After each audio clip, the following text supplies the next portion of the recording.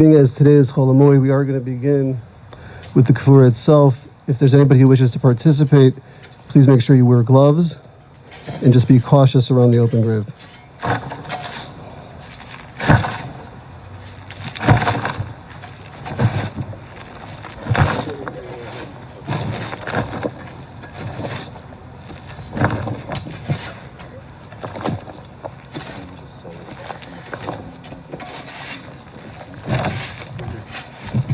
The custom is not that none of the children or grandchildren should do any covering, but everybody who's not a relative or who's just friends and distant relatives can come over and help out if they want to. It's a big mitzvah.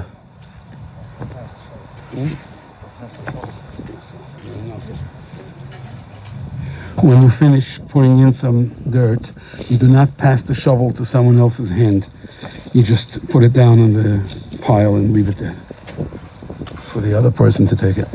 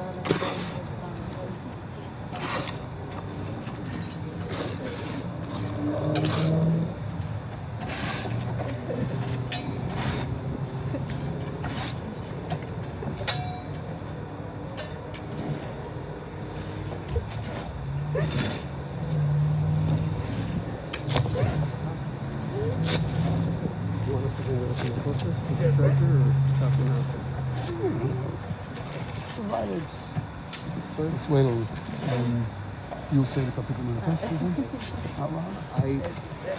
I'd rather you could rather look at Buddha in the reversing. Okay, well, that's fantastic. Fine.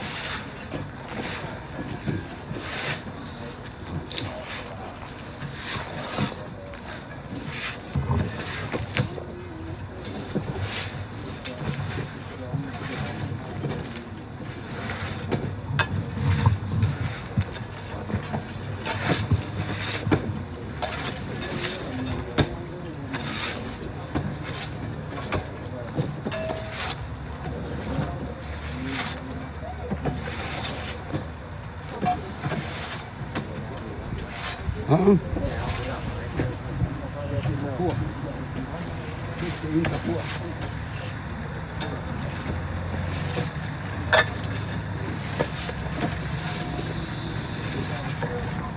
Ready? Yeah. Should I announce it? Or are we going to start? You want to say what it's about? Or just, I can say it in 30 seconds. You say. Rabbi Silver from the Halevi Kadisha will now say a chapter of Psalms that everyone can follow with him, and he'll explain in short what it's about.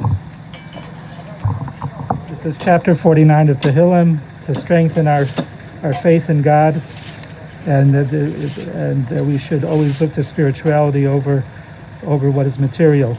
Lam natsayach livnei kairach mizmor.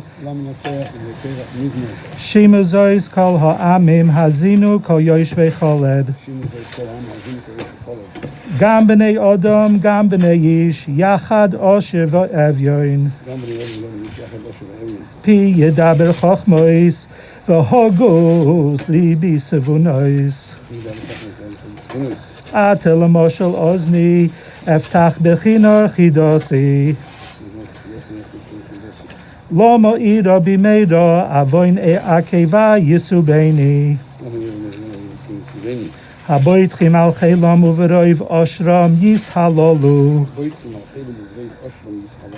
Och loy fodo yifte ish, lo yitain lelohim kofroi. V'yekar pidyoy nafsham v'chodal le'olam. V'chi oid lo netzach lo yireh hashachas. Ki yireh chachomim yamusu yachad kesil vavar yovedu v'ozvu lachedim chelom. Kirbam b'teimoy la'olam mishkenoisam ledar vadar kar'u v'shmoisam alei adamois. V'odam bikar bal yolid nimshal kabehemois nidmu.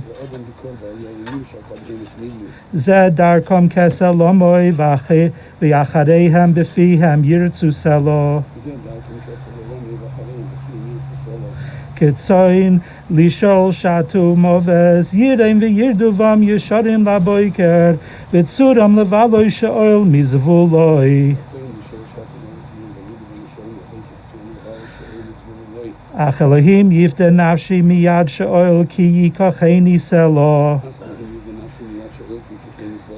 Al tira ki yashir ish ki yirbe kevoid beisoi.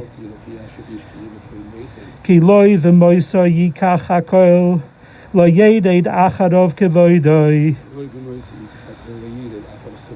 Ki nafshoi b'chayov yevorech v'yoducha ki seitiv loch. Tovoi ador avoisov ad netzach loy yiru or. Odam bikar v'lo yovid nimshal kabehemois nidmu. Most important, it's very important for the children to say Kaddish, to say at the foot of the resting place. Could you speak into the microphone? Sorry. It's a very, very important thing to say the first Kaddish for the children, for the sons, over there by the foot of between those two other kvarim. It's Kaddish Yosef. Yeah. You have the Kaddish Yosef? It's on the back of, yeah. It's on the back of the folder. Oh, v'yatzma v'chorei, it's not v'yatzma. 1 second.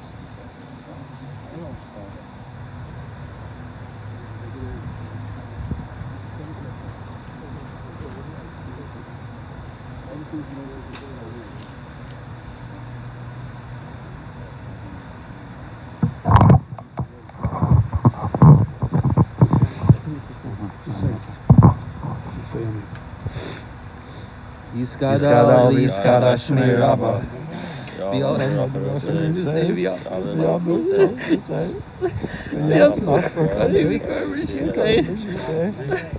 בחייך וביומנו.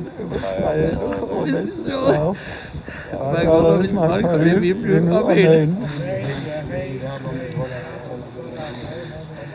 יהי שמי רב מברך לעולם לעולמי עולמי יסברך וישתבח ויספור וישרמם וישנשי וישהדר וישהלב וישהלל שמי דקודשא בריחו לעילה וכל ברכוסה ושירוסה תשבחוסה ונחמוסה אמירם ויומם ויבריאו, אמן. יהי שלום הרבה מן שמיא וחיים טובים עלינו. כל ישראל ועל כל ישראל ואמרו אמן. יצא שלום ממנו ויעשה שלום עלינו ועל כל ישראל כל ישראל. ויאמרו אמן. Amen.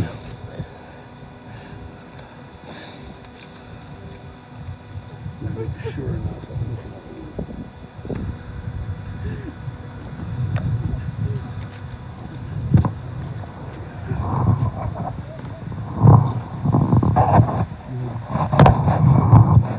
What do we do right over there? We're going to make the lines now. Finish one of them. Yeah.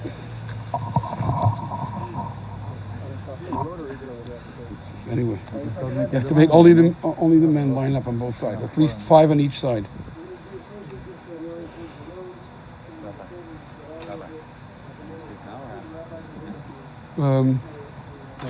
Let's do the Nishma Vel. Take a second. A minute. Yeah. Okay. First the men, Mayor.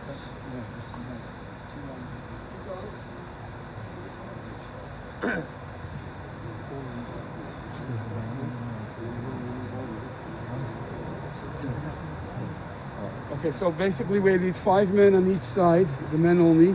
We're going to line up, and then the sons are going to go through first, and then we'll do with the daughters. Either way, wherever is more comfortable.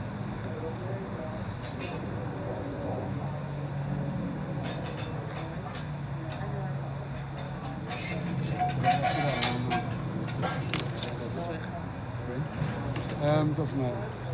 Doesn't matter. If you want to come over here, We'll walk this way. well, okay, fine. We're gonna go. Fine. Fine. We're gonna go that way. Fine. Yeah, fine. That's okay. It's okay.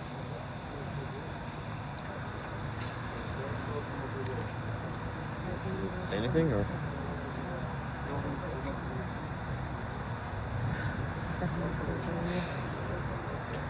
I'm not sure. Save the best for last.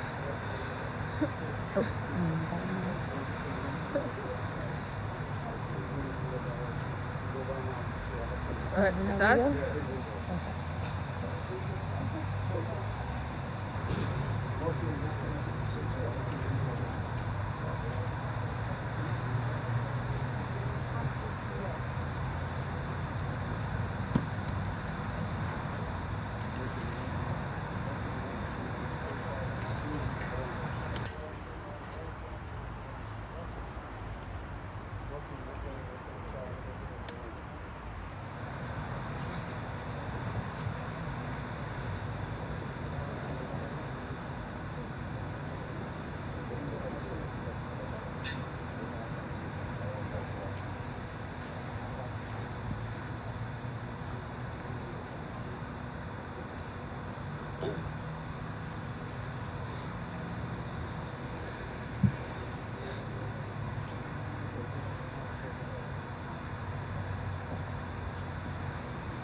Let's wait till they sit down.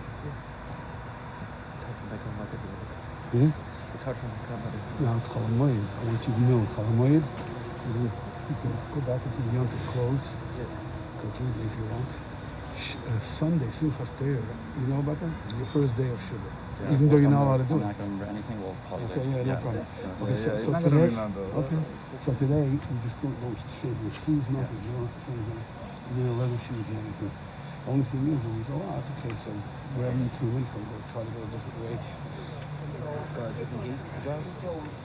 Different way, I don't know. There's one over there, one over there, right. Yeah, we can leave there. We'll go through. Good. Right, there's the one, right. Yeah. Right.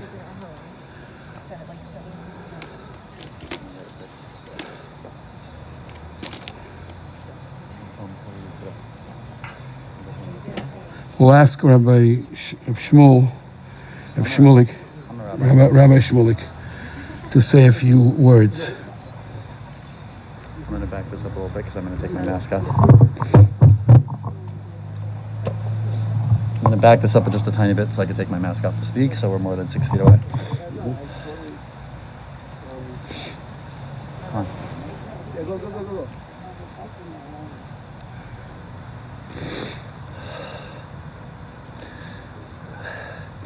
So I'm going to start this off the way we start off every Goldsmith reunion with Goldsmith, can you hear me? Grandpa, can you hear?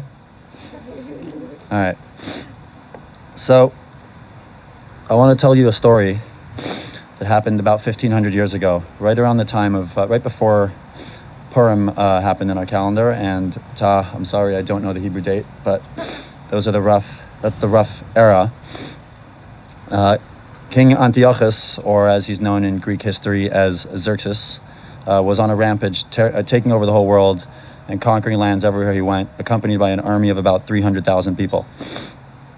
And the story is told that when he approached the land of Greece, he was met by a king, King Leonidas, who rallied only 300 men and stood in front of an army of odds of 1,000 to 1. So nobody tells this story because they defeated the tyrant Persian king. In fact, they did not. Nobody tells this story because they won the battle. In fact, they did not. The story is told because of the way they fought. And this story is told because they won the war and not the battle. This story is legend because of the sacrifice they made. They stood their ground against odds and defied any common sense. They held their spears and shields with all their might, looked their adversaries directly in the eyes, and fearlessly proclaimed, "Not today, my friend, not today." I didn't get up here today to tell you stories of ancient heroes. I'm here to tell you a different story. 12 years ago, a tyrant came into our lives and put our father and family at unimaginable odds. It changed all of our lives forever, but our Ta did not let this define him. He loved life, and he loved his family, and he loved his friends. With the ones he loved at his side, he dug his heels in, lifted his shield and his spear, and did not give up 1 inch of land. The land he protected was Torah and mitzvahs. His shield and his spears were his smiles and his hugs. And the family he protected are his parents, his siblings, his nieces and nephews, their children, and most of all, his children and his grandchildren, which he loved so dearly. So the story I'm up here to tell you is not of a battle that was lost, but of a war that was won. Even as it came close to the end, with his confusion and his memory loss, he knew he was happy with his life because the people around him are the people he loved. If you were lucky enough to know our father personally, you'll know this. He loved every stranger like a friend, and he treated every human like a human. That sentence sounds very simple, but it's truly not. He treated every human, no matter who they were, like a human. Rachel told me that he wanted to make sure everyone around him always felt safe and less nervous. He was comfortable when the people around him were comfortable. She also told me that when the nurses who were sticking him with needles weren't nervous, he didn't get poked so much. But I promised her I wouldn't mention that. So don't tell her, please. If you know his children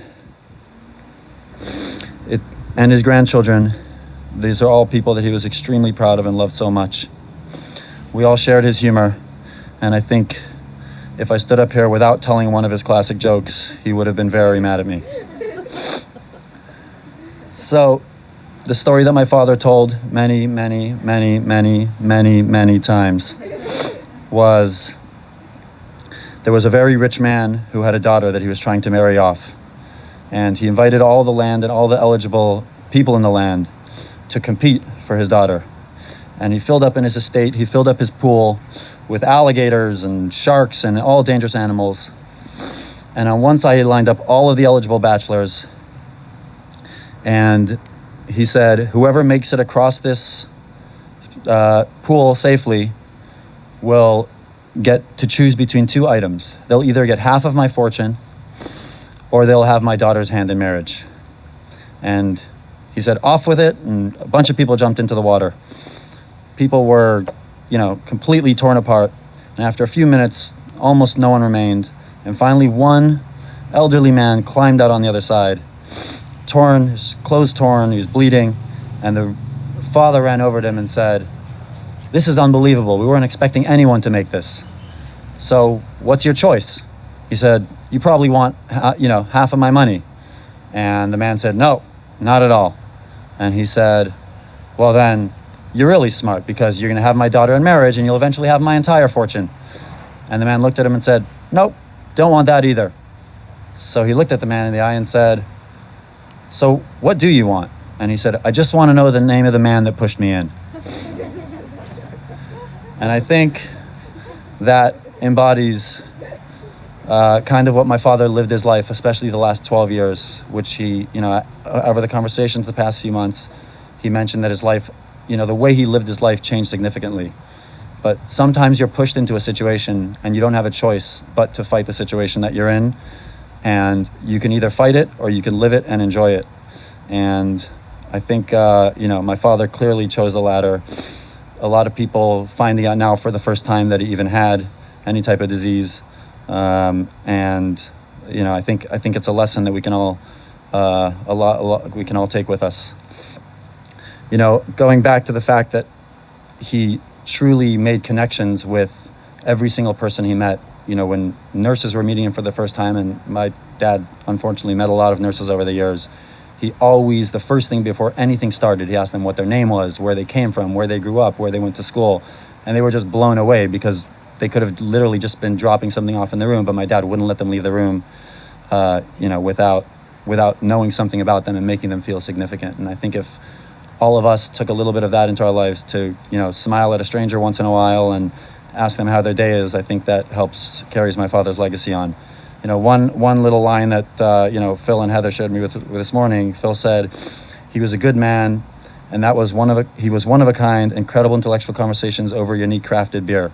And I think the idea is that he had those unique relationships with hundreds and thousands of people, even though he lived in a city that only had 2,000 people or 1,400. I don't know what the current count is. But, it's hard to figure out how to end this because I think when I'm done here, we have to go on, to deal with this. But I know that, my father would want us to be pushed into the life that we're living and to come out on the other end, just wanting to know who pushed us in. So we love you, Ta. Thank you for everything you've given us. Your kids, your siblings, your parents, we all love you so much. I know I'm speaking for everyone. I know, we're supposed to say that the minhag is not to give a long speech, but I may have blown that already. But Ta, we love you, and we're really, really going to miss you. But we're going to take you with us wherever we go.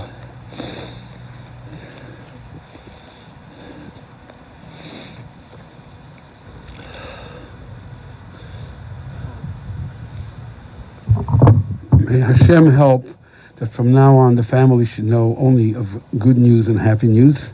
And in Hebrew they say, "V'hokitzu v'rananu sheichni offer v'hu b'soichem."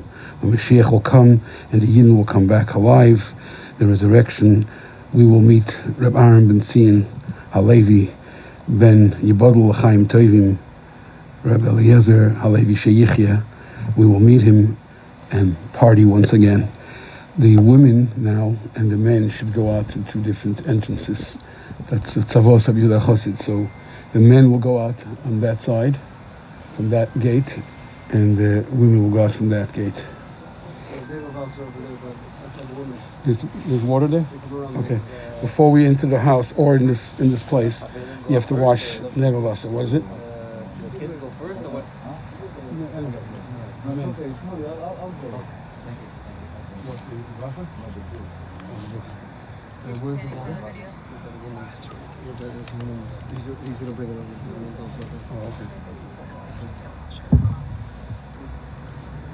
This does conclude our service here at the grave.